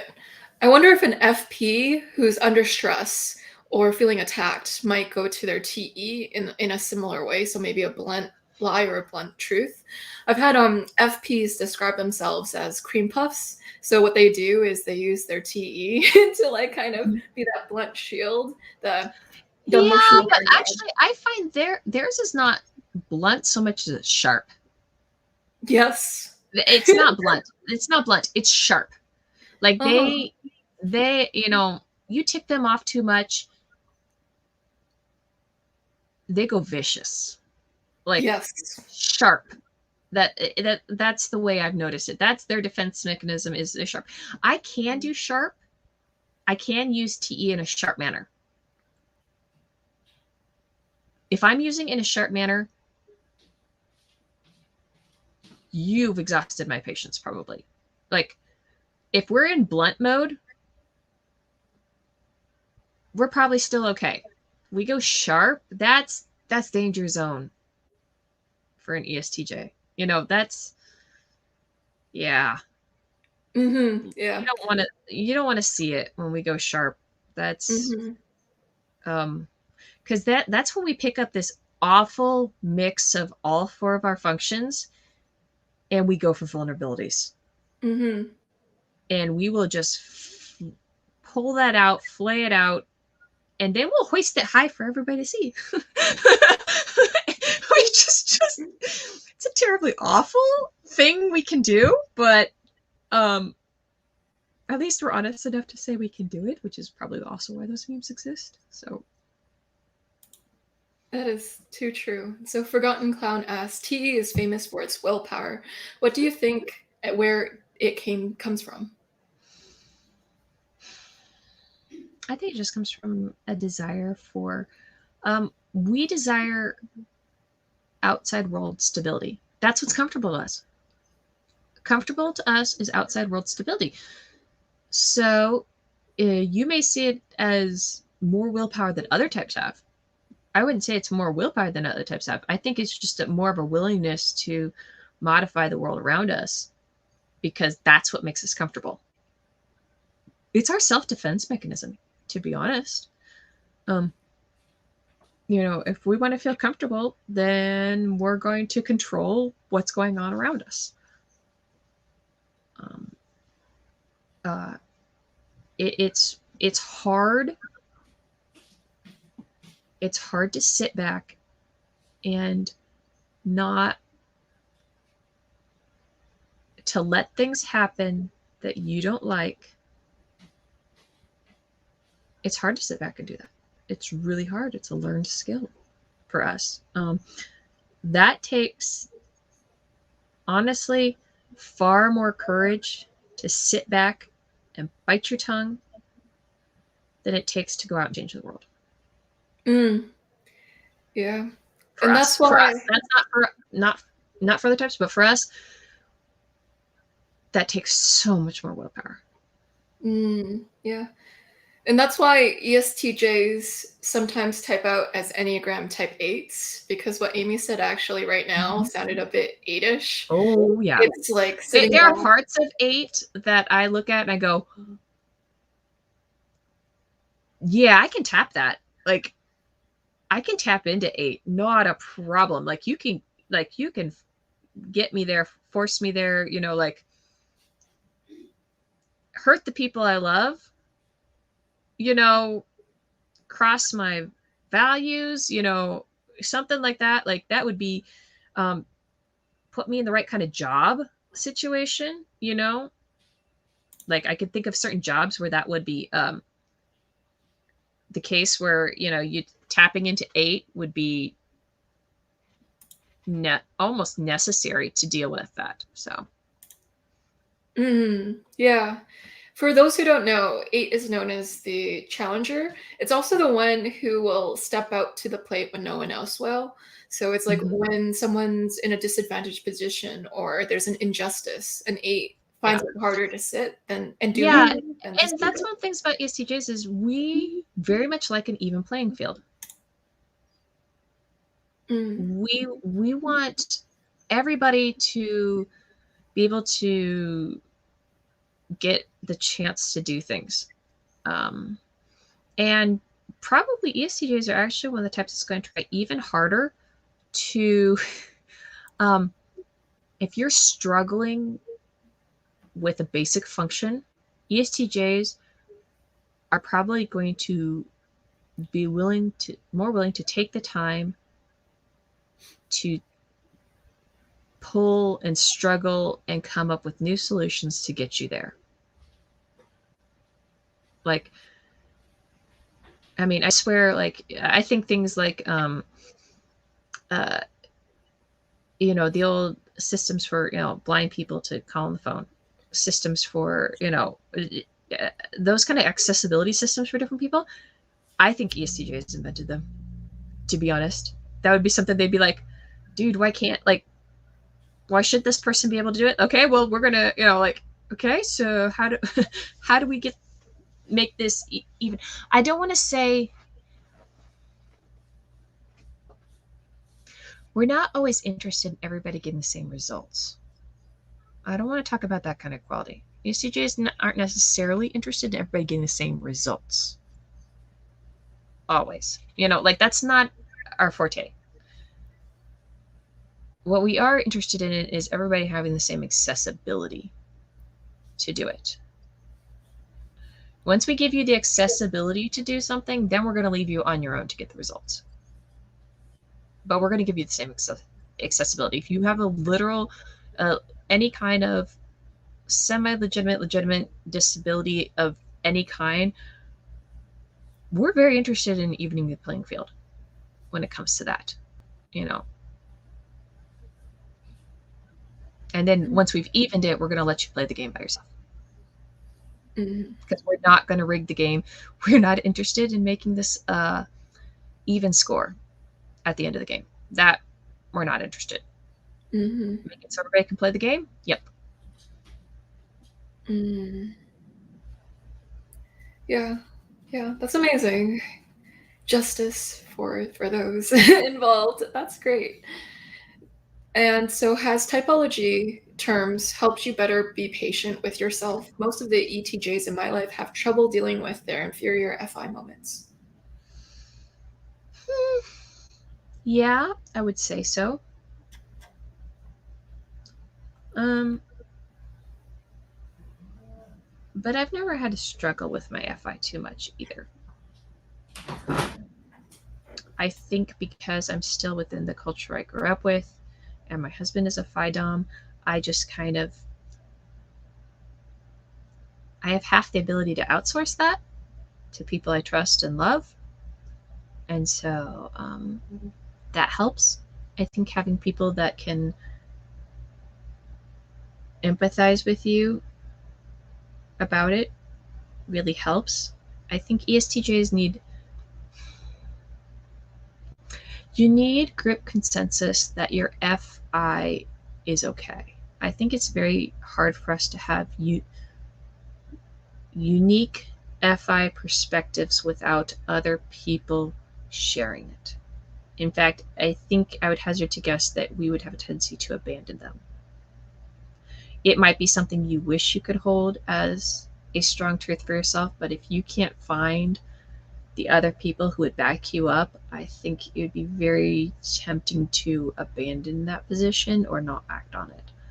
So I think that you just need those other people.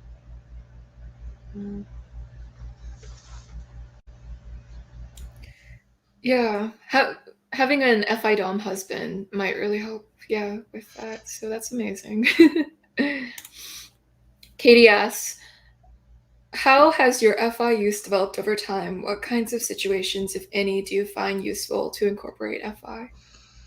I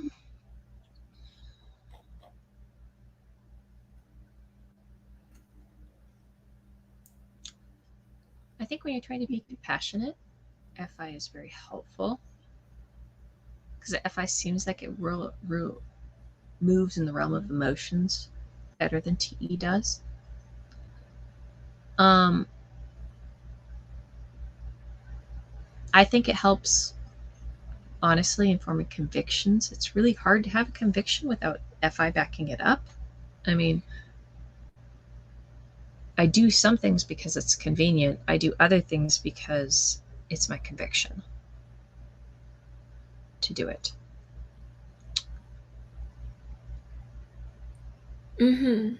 I think it does develop over time as you just interact with more things and you deal with more topics. I think if you ever learn to, TE likes to think in black and white.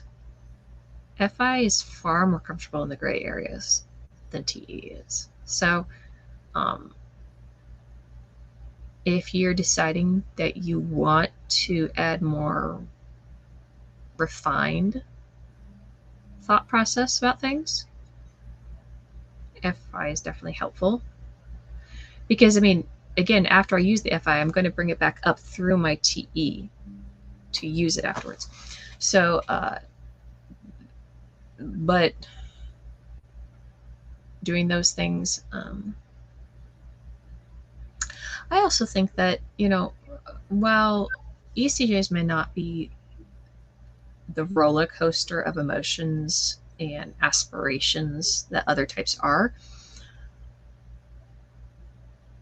I wouldn't say we're impervious to joy or pain or goals or any of that either.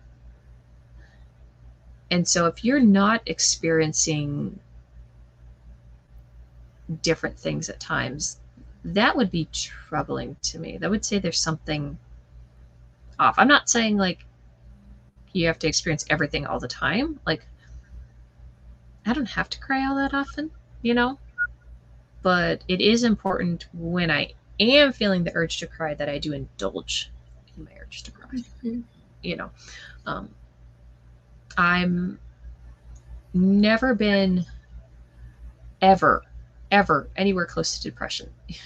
And when you're pregnant, they make you fill out these little like check mark things to see if you're depressed or whatever. And I'm like, nope, nope, nope, nope, nope, nope. Can I just go straight through the not column? Like, this is, Um, but there have been times in my life where something has happened and I'm sad for a while because, it was a painful event, and that's okay to be that way.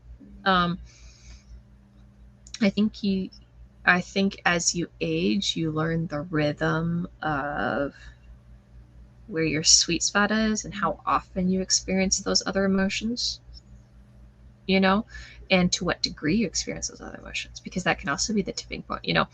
If I truly were showing any people's definitions of depression, like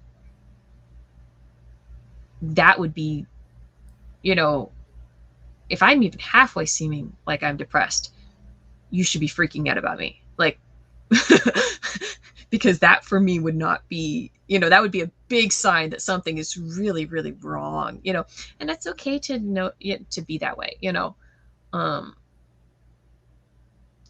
so I think it takes time, practice, indulging in it. I mean, you can't get good at something you don't practice. And we've been practicing TE since we were like, 6 months old. We've been practicing TE. FI is not a natural thing we're naturally good at. We have more of an affinity for it than some things, but it's not natural to us. So you have to practice it. And if you want to get any better at it, but it's also very okay to step back and say, I stink at this. It's really okay to say that. It's really okay to say, my FI is messy. It's okay to say, my FI doesn't have a clue. Like, it's really okay to say that. And you know what? Acknowledging that will probably make you feel better for a TE user. And it's okay to say, yep, that's a mess, and I avoid that like a plague. No judgment here. I've done that before. That totally works for us. And there are some topics that's totally okay to be like on. And it's also okay to decide that there are people who want to spend a lot of time thinking about it, who are better at it, because maybe that's higher in their stack, and saying, yeah, I don't want to think about this, so I'm just going to steal your opinion, and whatever they say, that's what I believe in. There's really no shame in doing that on some topics. I wouldn't say all topics, but it's okay to have some things that you're like, dude, I've just decided that, and honestly, for me, it's my husband. But then, quite frankly, if there was going to be someone in my life that was going to be the case for, I'd rather be him, because we do so much together. We have to make so many choices together. It makes my life easier, the fact that he makes those, in a sense, he makes those choices for me. And guess who makes a lot of TE choices for us? I do, because that's the way our relationship works. And so it's okay to have those that happen too. Yeah, that's a really, really great way of dividing duties to whatever you both are great at. Yeah. Yeah. And so Michelle asks, I'm really depressed. Can I really be an ESTJ? Yes, you can be. Oh, yeah. Yeah. I'm not saying ESTJs can't be depressed. Not saying that. I'm not saying, you can't be anything. Yeah, so that is true. What they're saying about hereditary issues can really be an honest thing. My family doesn't struggle with depression, so that would not be a factor for me. like my extended family doesn't really have problems with that. So trauma can also cause depression if you've been through that. I have a pretty trauma-free childhood, which is also part of the reason why I'd actually raise my kids the way I was raised. I can imagine for anybody who has massive childhood trauma, they would not want to raise their children the way they were raised for obvious reasons. Uh, and yes, please do break that cycle. You know, we're all proud of you. Um, uh, uh, so I'm not saying you just can't be depressed.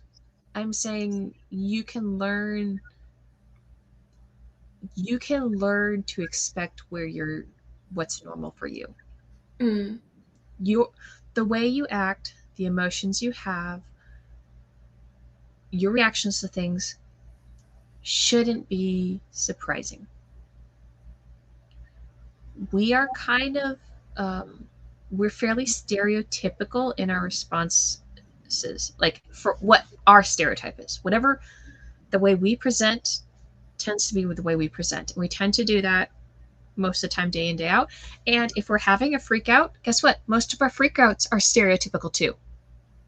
Like the way we freak out, the way we lash out, all that stuff tends to be stereotypical for us, like you individually. It's going to be stereotypical to you, predictable to you, how you're going to deal with this kind of stuff. It doesn't have to be the same way I deal with it or I express myself.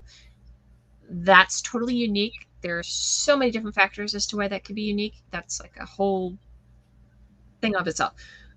Simple things being family you're born into, culture you're born into, traumas you've gone through, personality type,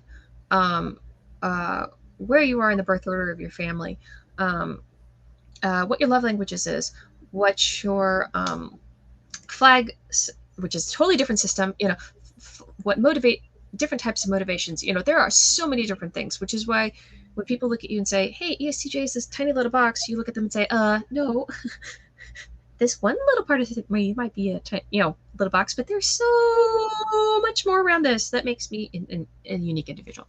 So that's all I would say is there can be a stereotype for you as to how things are, and depression can be a part of it. And I would totally believe that. Yeah, so I would totally encourage you to be aware of that and to take the steps necessary to be aware of that. And because you're an ESTJ and you rely on the interconnectedness of people and events, whether it's people doing events and that's what you're relying on, or it's people or whatever, let those close to you know about it. And if you know of any tools that help you, let them know those tools too. Give them the opportunity to work for you when you can't work for yourself. Yeah. So things like depression, they're not always like type related. There might be trends between types in this, but there's definitely There's no correlations, but not causations. Yeah, no causations. Like, Mm-hmm. let's say, for example, I see a lot of FI users having cats. If an FI user doesn't have a cat, then are they an FI user? Yes, they are. So type doesn't determine a lot of things. Yeah. It's like, so if there are little details about a person that don't line up with your experience, you could still be that type. You just don't have that exact person's life. So if you're like, wow, you know what? I know some INFPs who love Marvel, but I don't love Marvel. Am I an INFP? Like, that is not a correlation. That's not type related. Yeah. So a lot of things are put into the box of being more type related than they are. And so if you hear a little quirkiness or a little bit of idiosyncrasy from a person, it might just be that person's idiosyncrasy rather than their personality type. Mm-hmm. So just keep that in mind too. We will go over 2 questions very quickly before we end off the panel. Oh. One of them is, when it comes to trying to communicate with people of different other types, which cognitive functions are harder to replicate, connect with for you? To be honest, I think it's more the SCNI axis, but that has more to do with the fact that I, in real life, have not had the chance to type enough people using that access to feel comfortable recognizing it. Like TI is the flip side of TE. So like learning to deal with it's not too hard for a TE user. We can learn to navigate through the TI waters. And then I have, like, my mom's an ESFJ, so I've experienced dealing with FE, and which I think FE is even the more stereotypical American concept of what a female is than FI is. So there is experience here for me to learn and deal with. But that has more to do with the fact that I just don't have the experience in the way I could name it with SE and NI to replicate or connect with it. And I don't know until I've actually like labeled people like that in my life and interacted with them longer to tell you which one is, if it's really is hard to replicate and connect with them or not. So. Absolutely. Do you find it hard to change routines? Okay. So changing routines. Actually, changing routines is really incredibly easy. If I have a good reason to change the routine. If I know it's not working and I think this will work better, it's really easy to change the routine. So no, that's very easy. Times it's hard to change the routine if the current routine was feeding a vice or a comfort zone for whatever reason. You know, that is hard to change because a lot of times we come up with habits that are comforting because can't deal or have no control over other things in our lives. Harder, more difficult issues in our lives. So if I'm using this as a way to soothe pain or something like that, those things are harder to change the routine for me. Also, changing the routine just because someone says so, I don't like to. Just because you want it that way, like that's a hard one for me. I can, but there usually has to be another impetus there if I don't like the reason why you think I should change things. So. Absolutely. That's a good point, that routines might come from a deeper thing. It might come from either comfort or vice or addiction or a way to soothe pain. So it depends on those factors. Really, that's deep. And so that's something that sparked off of Heidi's conversations recently that she has been dealing with on her channel. And I was like, oh, that makes so much sense why some of this stuff can be hard to want to change, because I just haven't dealt with other things. So. Absolutely. Yeah. And so Forgotten Cloud asks, how would you describe inferior TE of your husband? And this is the last question. Oh, goodness. Inferior TE. Cute and stupid. That TE bluntness right there. Inferior TE is it's really funny to watch because they're trying so hard.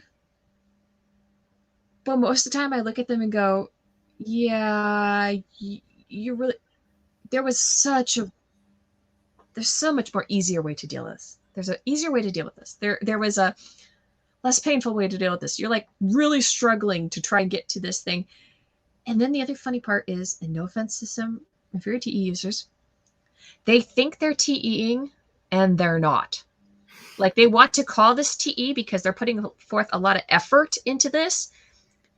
And I'm looking at them going, yeah, you're putting effort into this. This is not TE. Because TE would not have put this much effort into it in the first place. So that's why I think of it sometimes as cute but stupid. It's like watching little bumbling, children, kittens, puppies, trying to do something and you're like, oh, so cute, so sad. Yeah. A lot of times I honestly, I look at it and go, I just want to shake them a little bit and go, okay, what's the angle? Okay, here. This what you were looking for? Okay, here. This is what you were looking for. And not to say that they're not right about things, because sometimes it is entirely possible that because they have spent so much time dwelling on this topic and they've thought of every possibility, and I'm so fast at doing things that I skip things and I don't think through all the consequences sometimes. So, and I'm totally more willing sometimes to like move the furniture, like, and then realize afterwards there really wasn't space there for that furniture. Or my husband's more like, hey, let's really make sure we measure this first to make sure before we move it. You know, so I'm not saying that they can't get some things right that I would get wrong. Like, that's not my goal in saying that, but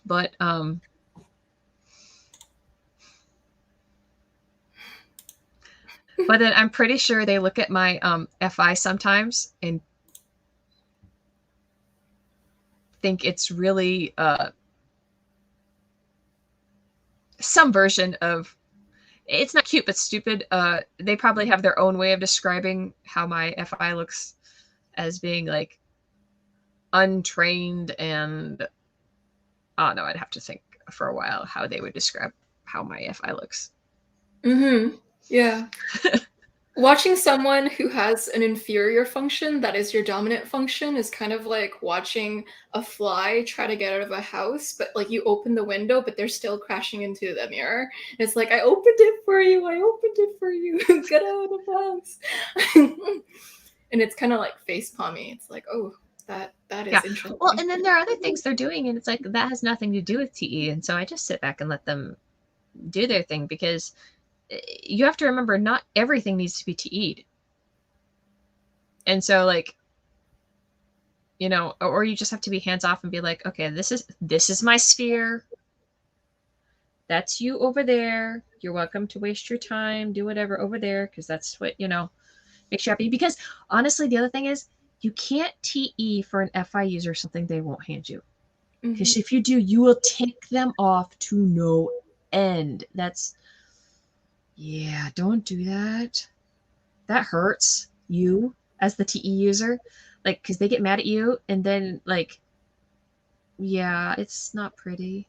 Don't do that. Don't TE for them when they are, you know, really happy with the way they've done it. Like, be cautious in trying to get things done for them, because that can backfire. Yeah. And so thank you, Amy, for coming out and showing your wonderful TE bluntness in the last moments. Oh, it was there the whole time. It was really there, yeah. Ain't afraid to call it like it is with your holistic TE. Amy, you are a masterful metricizer. You're good at knowing how to manage the resources around you to get a job done effectively and efficiently.